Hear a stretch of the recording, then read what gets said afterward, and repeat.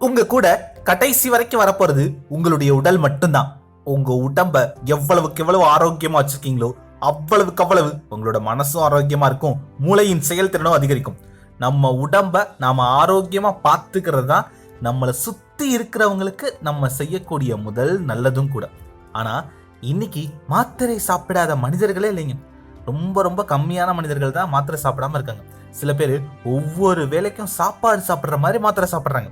இன்னும் சில பேர் தினமும் ஒரு மாத்திரையாவது சாப்பிடுறாங்க, இல்ல வாரம் மாத்திரை சாப்பிடுறவங்க, இல்ல கண்டிப்பா ஒரு மாசத்துல ஏதாவது ஒரு சின்ன பிரச்சனை வரும் அதுக்காக மாத்திரை சாப்பிடுவாங்க. இந்த மாதிரி விதவிதமான மாத்திரை மனிதர்கள் இருக்காங்க. ஆனால் வருஷக்கணக்கா மாத்திரை சாப்பிடாம, வருஷக்கணக்கா ஹாஸ்பிட்டல் பக்கமே போகாம கூட நிறைய மனிதர்களும் இருக்காங்க. வருஷக்கணக்கா மாத்திரையை சாப்பிடாமலா, அது எப்படி அப்படின்னு கேக்குறீங்களா?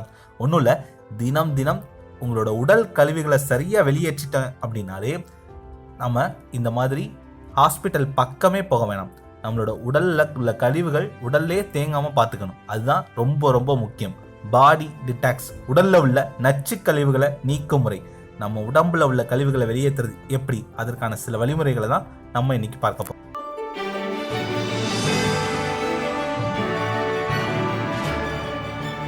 எண்ணுவதெல்லாம் உயர்வு. நான் உங்கள் ஜேஆர். முதல் பாயிண்ட் ஆயில் புல்லிங். அதாவது ஆயுர்வேத சிகிச்சைகள்ல இந்த ஆயில் புல்லிங் அப்படின்றது ரொம்ப ரொம்ப முக்கியமான ஒரு முறைங்க. யார் யாரெல்லாம் ஆயில் புல்லிங் பண்றாங்களோ அவங்களுக்கு சளியே பிடிக்காது, மூக்கடைப்பு, தொண்டை கரகரப்பு, இந்த மாதிரி எந்த பிரச்சனையும் இருக்காது. அவங்களோட உடல்ல செரிமான பிரச்சனைகள் இருக்கவே இருக்காது. ஆயில் புல்லிங் பண்ணா நம்ம உடல் உள்ளுறுப்புகள் அத்தனையுமே அதிவேகத்துல இயங்க ஆரம்பிக்கும். இது எப்படி பண்ணணும்னா, காலையில எழுந்ததும் வாய் கொப்பளிச்சிடுங்க, ப்ரஷ் பண்ணிடுங்க. கண்டிப்பாக பல் விளக்காமல் இதை பண்ண வேணாம். நல்லா வாயெல்லாம் கொப்பளிச்சு பல் விளக்கிய பிறகு நல்லெண்ணெய் அல்லது தேங்காய் எண்ணெய் எது வேணால் எடுத்துக்கலாம். ஆனால் நல்லெண்ணெய் எடுத்துக்கிறது ரொம்ப ரொம்ப நல்லது. நல்லெண்ணெய் உங்கள் வாய் கொள்ளக்கூடிய அளவுக்கு, முழு வாயும் இல்லாமல் ஒரு 3/4 வாய் அளவுக்கு இல்லை 3 டீஸ்பூன் அளவுக்கு ஊற்றிக்கோங்க. இப்போ அப்படியே அந்த எண்ணெய் இடது பக்கம் கொண்டு போய் அப்படியே காகல் பண்ணுங்க, அப்படியே வலது பக்கம் கன்னத்துக்கு கொண்டு போய் அப்படியே காகல் பண்ணுங்க, அப்புறம் மேல் எண்ணத்திற்கு, அப்புறம் முழு வாய்க்கும் அப்படின்னு வாய் முழுவதும் காகல் பண்ணிட்டே இருங்க.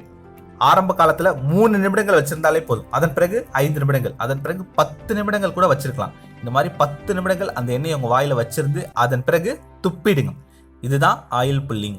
உங்கள் மூக்கு, வாய், தொண்டை பகுதியில் தேங்கி இருக்கக்கூடிய அத்தனை கழிவுகளும் வெளியேறிடும். முக்கியமா சளி வெளியேறிடும். சளி பிடிக்கவே பிடிக்காது. நிறைய பேருக்கு குரல் கணீர்னு இருக்கும், பார்த்திருக்கீங்களா? என்னோட வாய்ஸ் கூட நல்லா இருக்குன்னு சில பேர் சொல்லியிருக்காங்க. அதற்கு காரணம் இந்த ஆயில் புல்லிங் தான். இந்த ஆயில் புல்லிங் பண்ண பண்ண உங்க வாய்ஸ்ல ஒரு தெளிவு இருக்கும். நம்ம வாயில அழுக்குகளோ நச்சுக்களோ உமிழ்நீர் சுரப்பிகளை அடைச்சிருந்தது அப்படின்னா உமிழ்நீர் கொஞ்சம் கம்மியா சுரக்கும். உமிழ்நீர் கம்மியா சுரக்கிறதுனால தான் செரிமானம் பாதிக்கப்படுது. இந்த ஆயில் புல்லிங் பண்ணோம் அப்படின்னா அந்த அழுக்குகள் நச்சுகள் தானா வெளியேறிடும். உமிழ்நீர் அதிகமா சுரக்க ஆரம்பிக்கும். உமிழ்நீர் அதிகமாக சுரக்க ஆரம்பிச்சது அப்படின்னா நம்ம சாப்பிடக்கூடிய உணவுகள் பெரும்பாலும் வாயிலே செரிமானம் ஆயிடும். கிட்டத்தட்ட 80% செரிமானம் வாயிலேயே நடந்துருச்சு அப்படின்னா வயிற்றுக்கு செரிமானம் இன்னும் ஈஸியா இருக்கும்.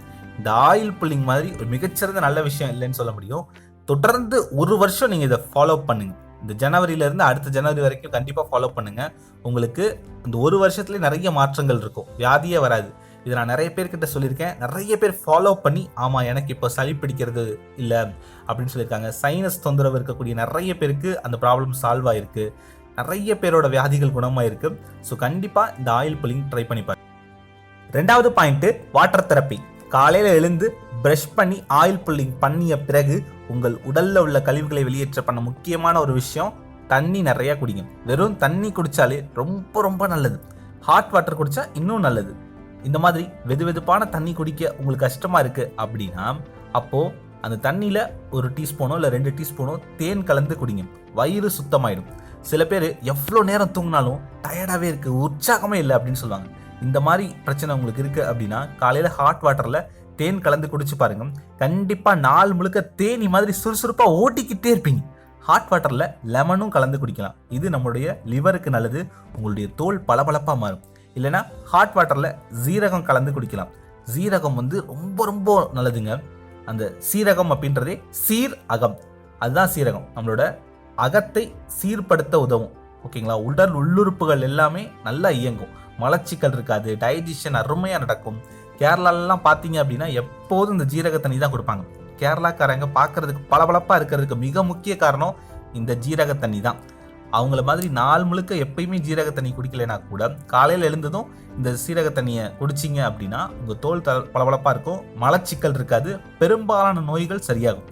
இல்லை இந்த சீரக தண்ணி குடிக்கிறது பிடிக்கல அப்படின்னா அப்போ ஹாட் வாட்டரில் கொஞ்சம் இஞ்சியும் மஞ்சளும் கலந்து குடிக்கலாம். இதன் மூலம் நோய் எதிர்ப்பு சக்தி அதிகரிக்கும்.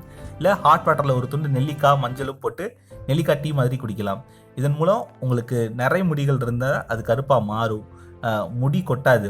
இந்த மாதிரி காலையில் ஹாட் வாட்டரோட எதையாவது ஒன்று கலந்து குடிக்கும்போது உடலில் உள்ள நச்சு கழிவுகள் தன்னால் வெளியேறும், உடல் பளபளப்பாக மாறும். இதை ஒரு 2-3 மாதத்துலேயே நீங்கள் இதை பார்க்க ஆரம்பிப்பீங்க. இல்லை இதெல்லாம் உங்களுக்கு பிடிக்கல அப்படின்னா வெறும் தண்ணி குடிக்கிறதே வழக்கமாக வச்சுக்கோங்க. காலையில் எழுந்ததும் இந்த டீ காஃபி குடிக்கிறது, ஹார்லிக்ஸ், பூஸ்ட்டு, போன்விட்டா இந்த மாதிரி எதுவுமே காலையில் எழுந்தோடனே குடிக்காதீங்க. தண்ணி குடிக்கிறது தான் நம்ம உடல் உள்ளுறுப்புகளுக்கு நம்ம செய்யக்கூடிய மிகப்பெரிய நல்லது. இந்த மாதிரி காலையில் எழுந்ததும் தண்ணி குடிச்சுட்டு இருந்தவங்க வரைக்கும் எந்த நோயுமே வரல. எப்போ பால் கலந்து இந்த டீ காப்பிலாம் குடிக்க ஆரம்பிச்சோமோ அப்போ இருந்து தான் நோய் ஜாஸ்தியாக இருக்குது அப்படின்னு சொல்கிறாங்க. பெரும்பாலான மருத்துவர்கள் காலையில் எழுந்ததும் டீ காஃபி குடிக்கிறது இல்லை, இந்த மாதிரி தண்ணி தான் குடிக்கிறாங்க. ஸோ அதையே நீங்களும் ஃபாலோ பண்ணுங்கள். இது வரைக்கும் நான் சொன்னதில் எது உங்களுக்கு வசதியோ அதை ஹாட் வாட்டரில் கலந்து குடிங்க, ரெகுலராக குடிங்க. ஒவ்வொரு நாளும் ஒவ்வொன்று குடிக்கிறத வழக்கமாக வச்சுக்காதீங்க. ஏதோ ஒன்றை ஃபாலோ பண்ணுங்கள், அதை தொடர்ச்சியாக ஒரு 3 மாதத்துக்கு ஃபாலோ பண்ணுங்கள், அதுக்கப்புறம் வேணால் மாற்றி.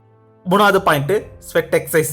முக்கியமாக நம்ம உடலில் உள்ள நச்சுக்கள் வெளியாகணும், பாடி ரிலாக்ஸ் ஆகணும் அப்படின்னா விறுவிறுக்க நீங்கள் எக்ஸசைஸ் பண்ணணும். கடைசியாக உங்களுக்கு எப்போ நல்லா வேர்த்துச்சு யோசிச்சு பாருங்க, உடல் முழுக்க எப்போ வேர்த்துச்சு?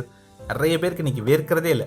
நாள் முழுக்க நம்ம ஏசியில் தான் இருக்கோம். நைட்டு தூங்கும் போதும் ஏசி, காரில் போகும்போதும் ஏசி, ஆஃபீஸ் போனாலும் ஏசி, தேட்டர் போனாலும் ஏசி, இப்படி எங்கே போனாலும் நம்ம ஏசியிலே தான் இருக்கோம். நம்ம உடலில் உள்ள கழிவுகளை வெளியேற்ற சிறுநீரகம் ரொம்ப ரொம்ப கஷ்டப்படுதுங்க. சிறுநீர் மூலமாக தான் அது கழிவுகளை வெளியேற்றிட்டு இருக்கு. இதனால அளவுக்கு அதிகமாக நம்ம கிட்னி ஃபங்க்ஷன் ஆகிட்டு இருக்கு.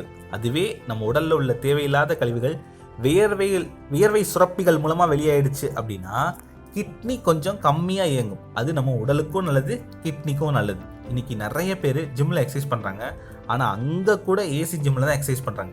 இப்படி உங்கள் உடம்பு வேர்க்காமலே இருந்துச்சு அப்படின்னா நாளடைவில் உடலில் உள்ள வியர்வை சுரப்பிகள் எல்லாம் தன்னால் மூடிக்கும். அப்படி உடல் வேர்க்காமலே இருந்துருச்சு அப்படின்னா சிறுநீரகம் கூடிய சீக்கிரத்தில் செயலிழந்துடும். இன்னைக்கு நிறைய பேருக்கு கிட்னி ப்ராப்ளம் வர்றதுக்கு காரணம் வேர்க்காமல் இருப்பது தான். நீங்கள் ஏசிலே இருக்கிறது, ஃபேன் போட்டே இருக்கிறது தப்பு கிடையாது. ஆனால் அட்லீஸ்ட் ஒரு நாளில் 1 மணி நேரமாவது 20 நிமிடங்களாவது அட்லீஸ்ட் 20 நிமிடங்களாவது விறுவிறுக்க எக்ஸசைஸ் பண்ணுங்க. ஓகேங்களா? அப்போ தான் உடலில் உள்ள கழிவுகள் வெளியே. அடுத்த பாயிண்ட்டு பிரீத்திங் எக்ஸசைஸ்.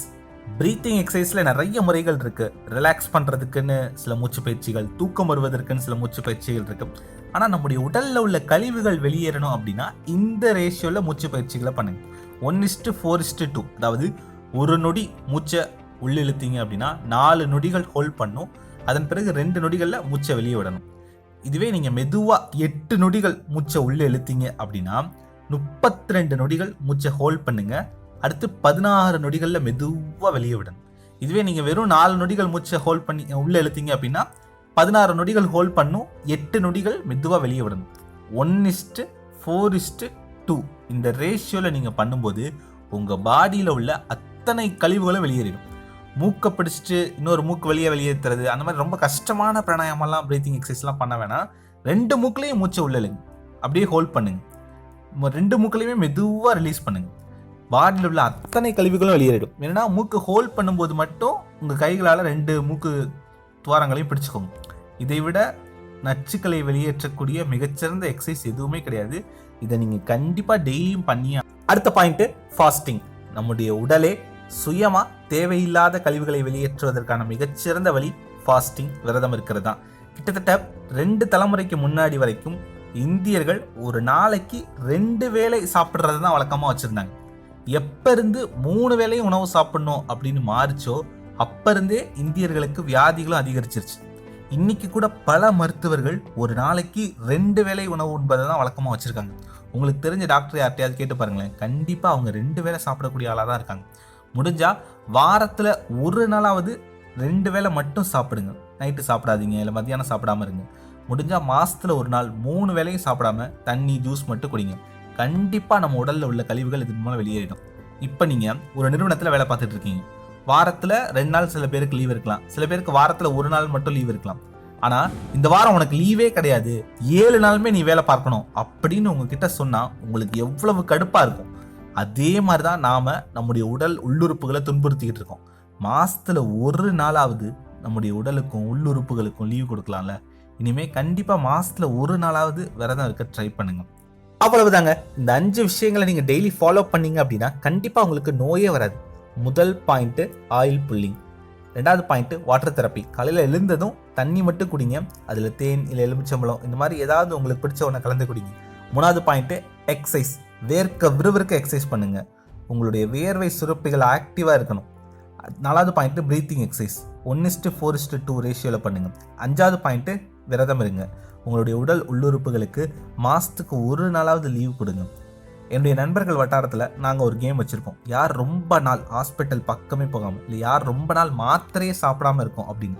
அதில் நிறைய பேர் 8 மாதமாக மாத்திரை சாப்பிடாதவங்க, 1 வருஷமாக மாத்திரை சாப்பிடாதவங்க, 3 வருஷமாக சாப்பிடாதவங்க, 8 வருஷமாக சாப்பிடாதவங்கலாம் இருக்காங்க. நீங்களும் அந்த மாதிரி ஆரோக்கியமான ஆட்களாக மாறுங்க. அதற்கு முதல்ல உடலில் உள்ள கழிவுகளை வெளியேற்றுங்க. Dream big achieve big. என்பதெல்லாம் உயர்வு.